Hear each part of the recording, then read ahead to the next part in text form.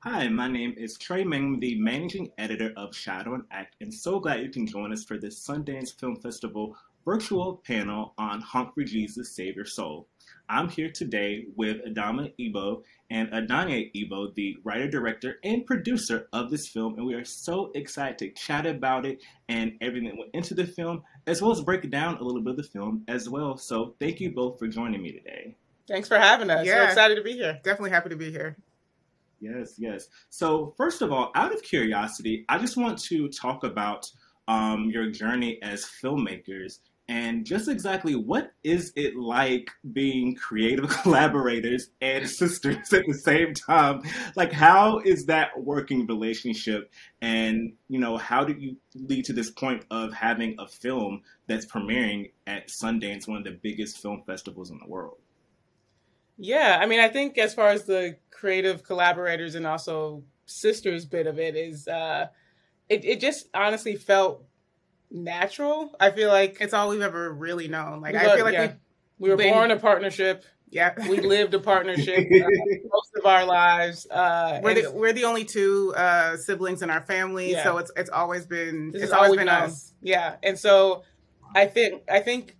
I don't think we knew going into our careers that we would be a creative partnership necessarily. But once we decided, it felt like just kind of like the next natural step in our relationship. It's like, we've done most things together up until this point. So this is the next step. I think it felt the most unnatural to not be working together. Yeah. For the brief time we were not working together, that felt the most unnatural. Yeah. And, I knew about this project for a while. I remember when it first got announced in Deadline, I was like, oh, this is familiar because it was a part of Issa Rae's Short Film Sundays series on her YouTube channel. So did you always know that you wanted Honk For Jesus, Save Your Soul to be a feature outside of the short film? And what was the short film to feature process like? Yeah, that's a really good question. It's actually a little front to back, or it's not, it didn't quite happen that way. Actually, there was a far earlier, way worse draft of the feature before the short. And, I was inspired by Damien Chazelle and his film Whiplash, and that he had a short film as like a proof of concept that he turned into the feature. I had taken my first screenwriting feature class at UCLA and wrote an earlier draft of the film. And then I decided, for my thesis film, I'm going to do a short version of this feature script. And so it was really a feature and then a short, and then many, many rewrites of the feature later. Yeah. But the first iteration of the feature was way different. It was far different than what the short ended up being. Yeah, definitely. It had a different name, and it was equally long, but maybe even longer. But it was way different. So it went through a lot of development to become the short version that has served us very well and did exactly what I wanted it to do. It served as a cool proof of concept for the feature that is now made. Yeah, and Issa hosting it on Short Film Sundays helped a ton for exposure. So we are forever grateful for that. Yeah, and then, you have her premiering the short, and then you go to a few years later having, Regina Hall, Sterling K. Brown, Nicole Bahari, all, be a part of this project. So what was it like having these talented actors to not only be a part of the film, but Regina and Sterling to also be executive producers on it too? It was, honestly, shocking. It was shocking. Yeah, Shocking. I remember the first time we sat down with Daniel Kaluuya and his team with 59% Productions, who they were the first producers besides me to come on board. And they asked us who we saw in the role of Trinity, because Trinity is the lead. Mm-hmm. And I think you said like a Regina Hall type. I was like, a Regina Hall someone type. like Regina Hall. I was like, I need somebody who was like, gut-bustingly funny, but you could really dig deep and find some of those dramatic moments, because the film does sort of run that tonal gambit. Mm-hmm. And so I was like, and Regina Hall has been huge in Black Hollywood for forever. And so I was just like, a Regina Hall type. Like, I feel like someone like that, because I never thought I could get Regina Hall. We were certain we were not getting Regina Hall. And I think, and Rowan Riley, one of the 59% producers, was like, oh, I kind of know her agent. Maybe we can just like slip him the script, and if he likes it for her, then we'll see what happens. And he liked it for her and she liked it. And we met at like the top of 2020, like January 2020. And she basically said yes in the room. She was like, whenever y'all want to make it, I'm in. Yeah. And, you know, it was shocking. It was also shocking to get Sterling. Yeah, Sterling. And I think the search for our Lee Curtis was a little bit longer. Mm-hmm. And I can't remember who, Sterling's name had come up a couple of times and we were like, is Sterling funny? Because we're used to him have all the feels, you know, and cry and all that. But we're like, is he funny? And we're scrolling through his credits on IMDb and saw that he won an Emmy for guest starring on Brooklyn Nine-Nine. And we're like, okay, let's check out this episode. And we watched it and he was so hilarious. Yeah. Like such like straight dry humor. Yeah, he played the straight man, but it was so funny. Which is quite hard to do. Which is quite hard to do. And he also has the range. We now know he has the complete range. And so one of my producer friends, Sterling, was already starring in one of his films. And so I reached out to him, got Sterling's manager's contact information, gave her the script. She liked it for him. And when we first talked to Sterling, we were like, this is it. This is it. Like, he's Lee Curtis. We were like, we need to make the Regina Hall, Sterling K. Brown combination work no matter what. And, you know, there were a lot of it almost didn't work. But, you know, God, that was divine intervention right there. God came through. And because This Is Us was coming for that schedule. I know. They were like, I bet, like, those broadcast network shows, like... Yeah. That's God bless you are beholden. Yeah. But we made it work and they were both so instrumental in I think a lot of Lee Curtis and Trinity is on the page. Yeah. But they brought so much as executive producers, like really, really digging into the characters, really you know, using their resources to help this like tiny independent short film happen. Like I am like enthralled with them. Yeah. It's going to be so hard to work with other people. Truly. I love them so much. They were so nurturing. Like, it felt like, and you know, a lot of it might be because they're like, this is a young Black woman making her first feature. Like, we're going to make sure that she succeeds. But it felt so familial. Yeah. Like I immediately, it was just like, their chemistry was amazing on and off the screen. And then I feel like our chemistry, like as a foursome, was just like, we love each other. Yeah. Yeah, and I find it interesting you brought up the tonal gambit of the movie, because I think about how, you know, it toes the line between being, you know, like this comedy / satire, but also this drama. And then you have parts in the movie that, you know, Sterling and Regina really go for. But then you have other points where I literally laughed out loud. There's one scene in particular, the car ride and this particular song comes on, and I tell you, I laughed the duration of that scene. And I don't think anybody other than Regina Hall could have done that the way that she did in that scene, but then still in the same movie, like, you know, flip the switch and you're totally into that. So I can only imagine, like, you know, having them deliver this kind of performances in this movie, and then after this movie, you're like, wow, well, can we get them again for our next movie?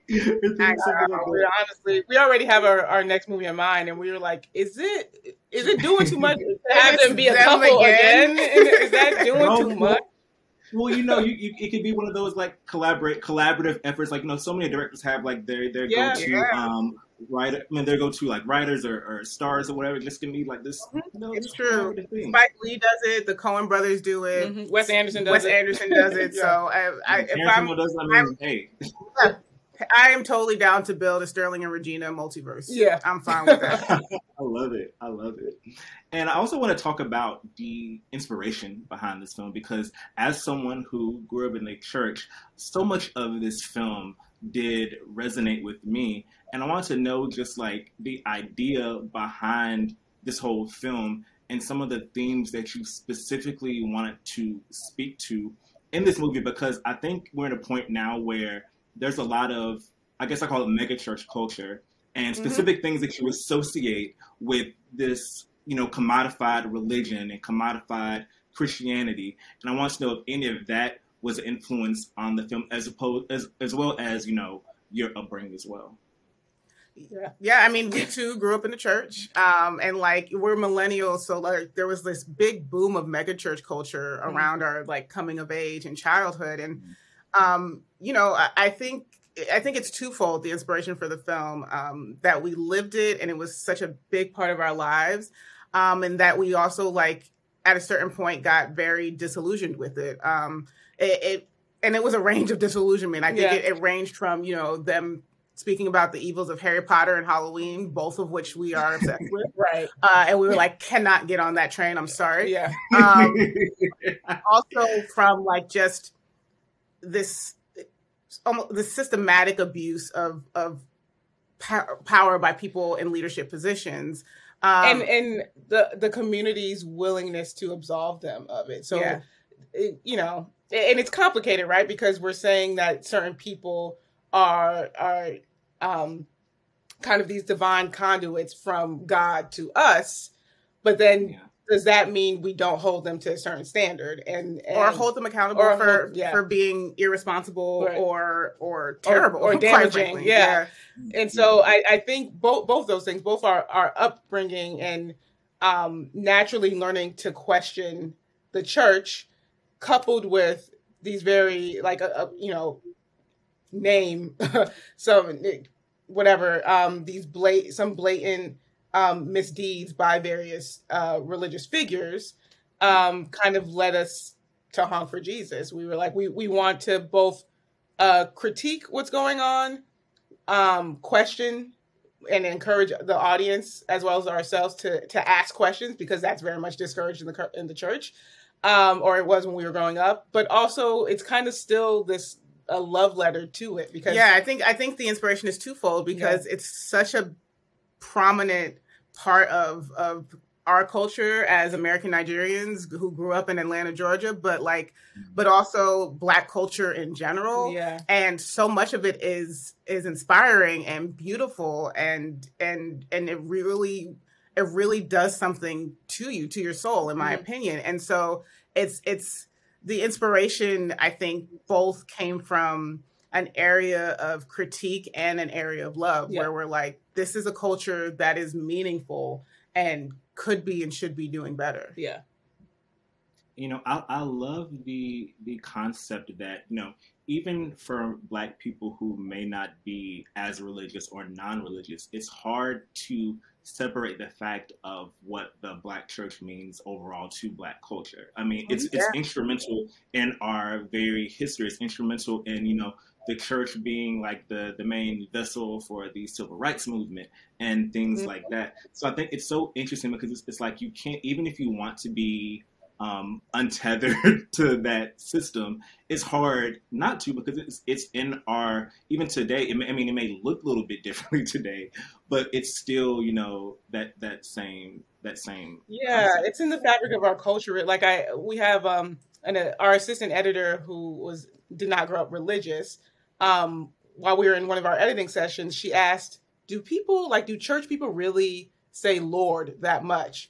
And we were like, yeah. I was like, I called him Lord 3 times a day, and it's like noon already, you know, like that. But it's just part of who we are culturally, you know. It's I even down to like people, when you meet people in the South, like they ask you like a series of questions just to get to know you, and one of them is like where do you praise and worship? Where do you go to church?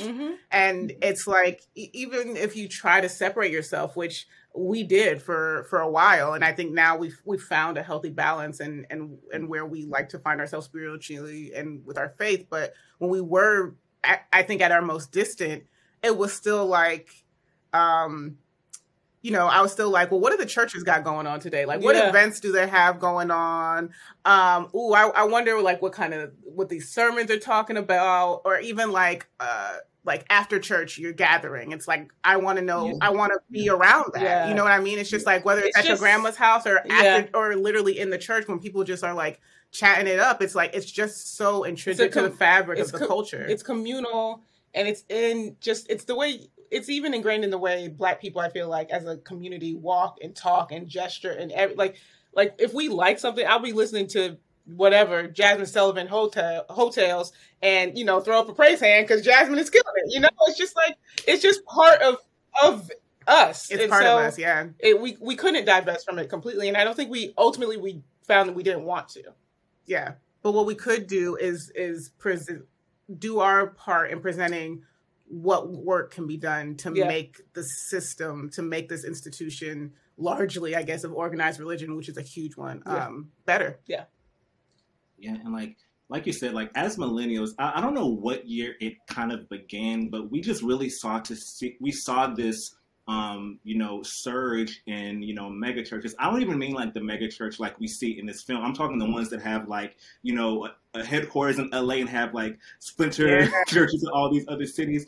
And I was in college from 2011 to 2015 and kind of seeing this happen. And I had so many friends who were like going to, and like there would be like, you know, join the churches online and that sort of thing.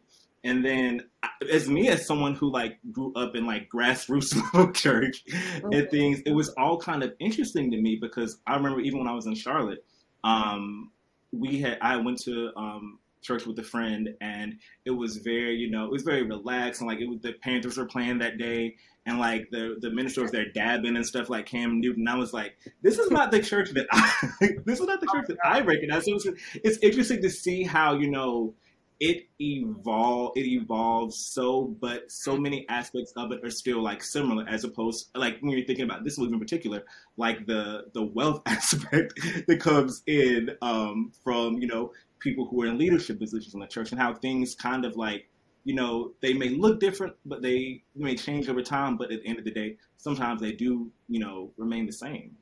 Yeah, it's very true. Yeah. Yeah, I was just like, wow, this is a lot, but it's how you know how outreach is. That's how outreach is now, and it's super interesting to me. But for this one in particular, you all utilized for most of the film this mockumentary style of filmmaking. You know, I felt like it was kind of like giving me the office a little bit, but like set kind of like in this black church, but the interviews that were, you know, within the movie, but using that's kind of how we got to know a lot of what Trinity was actually thinking during some points of the film were through these interviews. So why did you think that this mockumentary style was a perfect way to communicate a lot of this film? Yeah, I think we actually, and we talked a lot with our cinematographer about it, but we were really interested in like portraying, you know, this documentary within the film, but not making it mock. We've been calling it faux documentary because, you know, mockumentary, I think a lot of the times the camera work is in on the joke, and we were like, we want this to feel like an actual documentary. Like a documentary, like it's present and just observing for the majority of the time. And so the inspiration behind that was this idea of like putting on and what your public face is versus what your private face is, which is why there are these two styles in the film, because it's like, well, what are they saying to the public? What are they saying when the cameras are on? How are they? What are their mannerisms when the camera is on? And what is it like once those cameras go off? And so I think we really wanted to show that dichotomy because people they're just different when they gotta be in public, especially when they're trying to save face. Yeah, and I also think we were really interested in presenting this duality because documentaries are intended to show truth, right? They're intended to present things as they are, but in our film, when the cameras are on, that's when Trinity and Lee Curtis are the most fake. You know, that's when they're trying not to present their true selves. Whereas when the cameras are off and we're in like the kind of standard narrative cinematic style, that's when we see their true selves and the truths are bubbling to the surface. And then as the film goes on, there's kind of, you know, a mix. They go back and forth because it's like, what's real, what's not? Have they convinced themselves of what their truth is? What does the public think the truth is? It's all, you know, kind of nebulous. And it's really about the blurred line of it all, you know, especially when it comes down to the Trinity character, because, you know, we kind of, not to say we know all about her husband, but like I think that it's just interesting to see how she tries to rationalize some of the things, and then as the viewer, you're thinking like, oh, like does she really think that? But then it's like, and you see her kind of thinking that, her kind of questioning it, but then it just remains this kind of like not up for interpretation, but like you can kind of see both aspects of, you can kind of see both the fake side and the real side, and then like where she actually exists is somewhere in between that. People are complex. Yeah. And overall, what was just the experience like making a film during the pandemic, and, you know, having to, you know, expect going into a film, probably not having, you know, mass COVID protocols, all this, even having Sundance virtually this year, just as what's the filmmaker experience like post coronavirus, post 2020, and this kind of new normal that we're in right now? Yeah, I mean, we shot our film like in the dead of summer in Atlanta. And so if I could wear a mask for 12 plus hours a day, mostly outside and all that heat, I feel like I'm going to be all right. I think the filmmaking experience is going to only maybe go uphill from here. I think especially as the world starts to, you know, take COVID in stride and figure out how to deal with it. I think it can only get better from here, even though there are probably going to be, you know, some changes that are going to stick. But I hope that a lot of them are for the better. Yeah. But that being said, I think our experience was great. Yeah. I mean, it was our first time making a feature, and I think there was just so much in place and so much to make us feel safe despite being in the pandemic that you know, it didn't necessarily feel out of the norm. You know what I mean? It felt, we had to wear masks. We had to COVID test every day. But other than that, it felt like independent filmmaking. It felt like independent filmmaking, which is a struggle anyway. So yeah, sure. You know, and then in a way, it's kind of like not a good thing, but like if you can make it through filmmaking like this, then there's like no other obstacle that you have to overcome, because that's like grassroots to the utmost level of everything. So. Absolutely. And then, you know, we had all the COVID stuff, and then we also had the racial reckoning that happened in 2020 that kind of spread to Hollywood and has kind of started impacting Hollywood in different ways, with, you know, there being more visibility for Black creatives. You see all of a sudden, you know, so many Black producers and actors and have overall deals at networks and studios and things. How do you think, as Black filmmakers, what do you think the horizon looks like for the future of Black storytelling after everything that we've, you know, been through these past 2 years of kind of like, you know, flip the industry? I mean, there's still work to do, but how that may have changed what the future of storytelling for Black filmmakers looks like.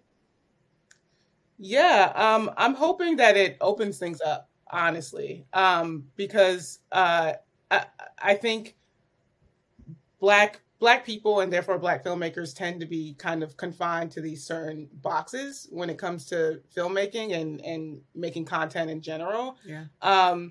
And I'm hoping that people post 2020, people realize that Black people don't necessarily have to fit in these boxes. Like we can make things that aren't necessarily, as much as I feel like I'm emphatic about still making content about things that people deem like the Black struggle. I think we need that content out there, but I also think that things are beginning to open up for content from Black filmmakers that aren't necessarily about that. Things that are implicitly Black, because if you have a Black filmmaker, you have Black characters, Black actors, etc. Things are just going to be Black, but they're not necessarily about being Black. The being Black is just inherent. It's inherent. It just is. Yeah. So I think, like with our film, one of the things that when we were doing like early test screenings and everything, a lot of people were like, it's so cool to see a Black film that's not about Blackness on its face. It's Black because it just is, but it's not about a Black struggle necessarily. You know, it's not about being Black in relationship to whiteness. Essentially. Yes, exactly. Yeah. And I think that's refreshing. And I think it's about being Black the way we grew up being Black, because we didn't grow up around really a lot of white people, so we were just walking around being Black every day and not thinking about being Black. Yeah, you know? And so I think that, like, you know, the waves that are being made are only going to open it up for larger discussions and a variation of content that, quite frankly, like, Black folks have been dying to make and dying to put out there, and just haven't been given the shot because we've been very confined, I think. Yes. And so and there's definitely been, you know, things that have been yanking us out of these boxes. Mm-hmm. Like, you know, I think Atlanta, the show, does that. Mm-hmm. I think I May Destroy You does that. But just throw up a praise hand. Look at that. Because you can't. But I think that, like, I think it's only going to make that broader. Mm-hmm. And I'm hoping that people are receptive, because, you know, Black folks are everything. Yeah. And speaking of Atlanta, not the show, but the city. What does it mean to be filmmakers from Atlanta doing this? Because I feel like a lot of times, you know, we always look to LA and New York City, but especially for Black creatives, Atlanta is kind of like, you know, that spot to be. And I feel like a lot of times kind of gets not excluded, but we just talk so much about LA and New York City, but not Atlanta. So how does it feel being from Atlanta and making all of this happen too? Yeah, for us, it was exciting to shoot in Atlanta and portray Atlanta, the Atlanta that we know and the Atlanta that we grew up knowing. Because a lot, you know, thankfully, there's a ton of production being done in Atlanta now. It's kind of like a film production hub now, and a ton of talent as well. And a ton of talent. But a lot of the times on the production side, people are shooting in Atlanta not necessarily to show Atlanta. You know, I think the show Atlanta was probably the first one to do that. Yeah. Genuinely. And so shooting this film and being able to show our community, our ATL community, was like, you know, it was everything. We made sure to do that. We wanted to show, you know, hot spots where we went to growing up in high school. We wanted to show, you know, the rich part of Atlanta. We showed Buckhead. We showed the middle class area. We wanted to show it as much as we could in its entirety, because it's, you know, it's a love letter to the church, but it's a love letter to church culture in Atlanta specifically, I think, as well. Yeah, and you know, I hope it's just like, it means so much to me to be able to go back home and do this work, because I love Atlanta. To work with Atlanta local actors, they're everything. And I'm just hoping that this just further bolsters Atlanta as, you know, a creative, like, culturally significant spot to be in, not just for production. Yeah. Because, you know, there's so much art in Atlanta, and I think it does get sort of skipped over in a lot of ways. I don't know. Atlanta is everything to me. We're trying to get back, honestly. Yeah. I have a special spot for Atlanta, because I always felt like Charlotte was kind of Atlanta, but like to a lesser degree. They're very similar cities in a lot of ways, but I just the parallels, just like, you know, I mean, Atlanta's like a scooch bit bigger, actually a lot bigger, but even like having the city and then having like all the areas around it, but everyone says they're from Charlotte, says they're from Atlanta. That type of thing is like super interesting to me. Well, lastly, what's next for you all? Like, you know, we have this film coming out this month for Sundance. What's next for you as filmmakers? Or if there's anything you can't speak to in depth, just like in general, what do you hope this stage of your careers look like? We just want to keep working. We want to keep having fun. We have a couple of TV projects in development that we're hoping to get sold this year, speaking into existence. Yeah. We, you know, have written, you know, it'll be our second feature as filmmakers, but the first feature that we co-wrote together. We have that written, and we would love to get that off the ground as well. Yeah, we're always creating, always, developing. So we're just ready to put as much out there as the world will take of us. Yep. Yes, I love to hear it. I love to hear it. Well, thank you both so much for chatting with me today. I cannot wait for everyone to see Honk For Jesus, Save Your Soul at the 2022 Sundance Film Festival, and I'm sure that audiences are going to be like, this is an amazing film, just like I was. So thank you both so much for your time, and I can't wait for everyone to see the film. Thank you so much for having us. Yeah, it was a blast. This is great.